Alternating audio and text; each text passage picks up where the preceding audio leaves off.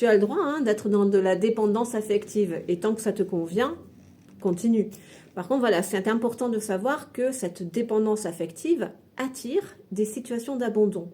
Effectivement, il y a une blessure d'abandon à la base. Hein. J'ai manqué d'amour, je n'ai pas été assez rassurée. Donc la dépendance affective est la réponse traumatique à cette blessure émotionnelle. Je vais chercher sans cesse à être rassurée par l'autre. Et pour le coup, je peux en devenir très envahissante. Je peux étouffer l'autre. Comme j'ai tout le temps peur, j'ai tout le temps besoin d'être rassurée. J'ai énormément d'attentes envers l'autre. L'autre doit me rassurer. Le problème, c'est que je lui vole son oxygène, je lui vole son espace. À un moment donné, il va étouffer. Il va étouffer et qu'est-ce qu'il va faire? Il va partir. C'est pour ça que c'est important d'en avoir conscience. La dépendance affective, à moyen, long terme, elle étouffe et elle attire à l'abandon. La dépendance affective, elle voit l'intérêt dans l'instant. Rassure-moi là dans l'instant. Mais c'est l'ego, hein, c'est la posture de l'ego. Mais il n'a pas conscience qu'à moyen ou long terme, il va attirer sa plus grande peur, l'abandon. Parce que la personne, elle va au bout d'un moment en avoir marre, parce qu'elle pourra en faire des caisses, ça ne sera jamais assez suffisant. Parce qu'en plus, plus cette personne-là vient rassurer, plus la blessure d'abandon a besoin d'être rassurée. Donc en cela, en plus, le besoin de tout le temps rassurer l'autre, ça vient nourrir la dépendance. Donc l'idéal, voilà, c'est d'être conscient de tout ça, voilà, et dans le couple, on peut évoluer, grandir ensemble, et voilà. Mais si effectivement on n'est pas conscient de tout ça, ben, le processus naturel va faire que la relation va finir par une rupture. Alors comment soigner sa blessure d'abandon pour se libérer de la dépendance affective? Alors déjà en prenant conscience que, ça c'est super important, que tu portes cette blessure-là. Effectivement, si tu as manqué d'amour, si tu n'as pas été assez rassuré, c'est important vraiment déjà de conscientiser avec amour, bienveillance et non-jugement que tu portes cette blessure-là. Et que la dépendance affective est la réponse traumatique. Mais tant que je cède à cette réponse traumatique, je vais continuer d'attirer de l'abandon. Donc avec la blessure d'abandon, la croyance que j'ai enregistrée par défaut, c'est que seule, je ne suis pas capable de me sentir bien. C'est vraiment la grille de lecture qui est enregistrée dans ma base de données. Et c'est pour ça que pour le coup, la solitude, la blessure d'abandon a horreur de ça. Elle va tout faire pour fuir la solitude. C'est pour ça qu'elle est tout le temps dans la recherche de liens avec des personnes, avec des activités, avec le téléphone, les réseaux. Il faut tout le temps être connecté à quelque chose, à quelqu'un. Donc vraiment, la pratique de l'autonomie, c'est un antidote essentiel à cette blessure-là. Dans la mesure où ton cerveau a enregistré que seul tu n'es pas capable. Et bien là, bon, l'avantage, c'est que tu vas faire ce travail en conscience. Il faut travailler dans cette grille de lecture, tu vois, parce que tant que tu as cette croyance-là, la dépendance est une conséquence. Donc il faut que tu changes cette grille de lecture dans ton cerveau. Et comment? Eh bien en faisant une multitude de choses seule avec toi-même. Alors parallèlement, bien évidemment, tu peux continuer avec les amis et ton partenaire ou ta partenaire. Hein.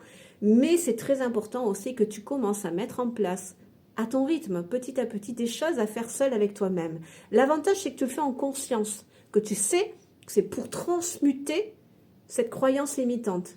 Donc, tu es porté par l'envie de le faire. Donc, tu subis pas. Tu n'es pas dans le subir les processus émotionnels, les peurs. Là, tu sais, tu peux les rassurer. Oui, je vous sens. Vous avez peur, mais vous inquiétez pas. C'est justement pour se soigner et pour se sortir de tout ça. Et donc, tu fais des choses seul, en commençant vraiment par des petits objectifs, tu vois. Mais tu vas te rendre compte, avec la pratique, que tu commences à apprécier ta présence. Là, la grille de lecture va commencer à changer.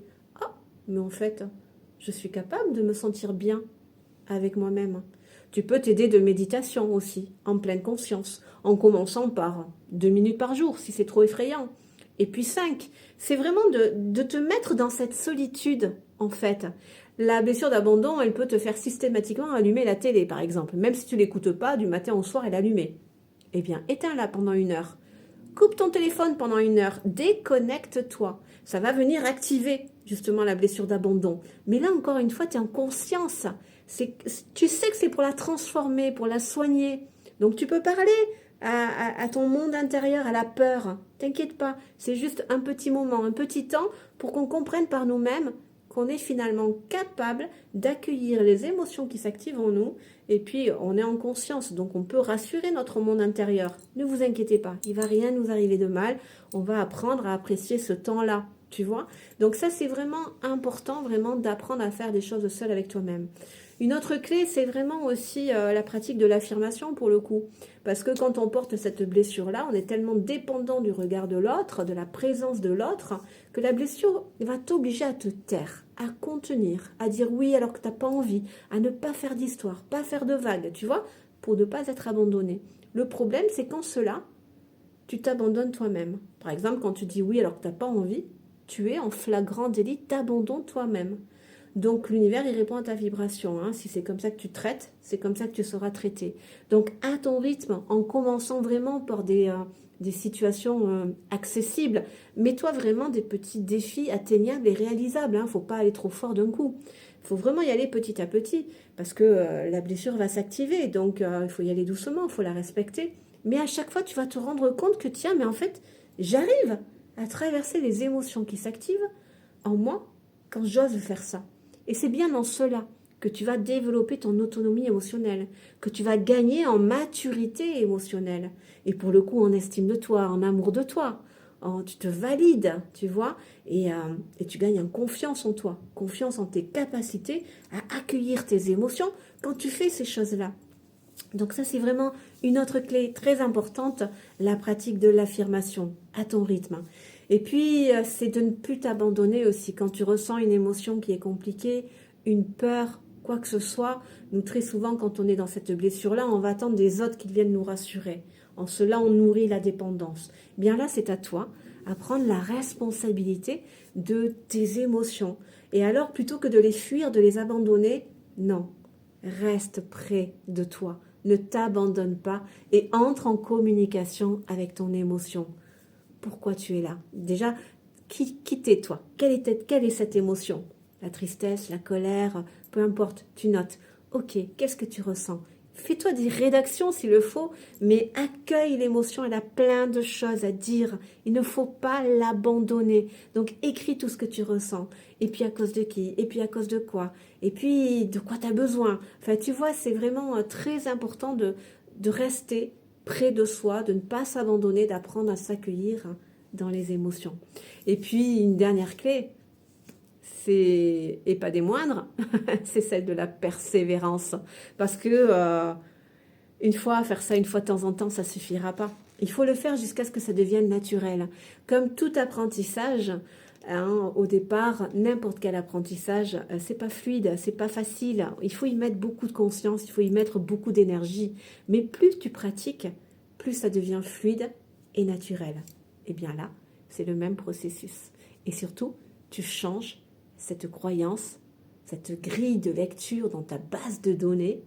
Voilà, de la solitude est quelque chose d'effrayant, je ne suis pas capable de me sentir bien là-dedans. Grâce à cette pratique, tu vas basculer dans je suis parfaitement capable de me sentir bien et entière avec moi-même. Tu développes cette autonomie émotionnelle et là, pour le coup, tu es dans ton être véritable, dans ta totalité d'être autonome émotionnellement et alors parfaitement aligné avec la vie et avec les autres. Ce travail fait que tu apprends toi-même à te rassurer seul et tu n'es plus dans tes peurs. Tu es dans l'harmonie. Bien à toi.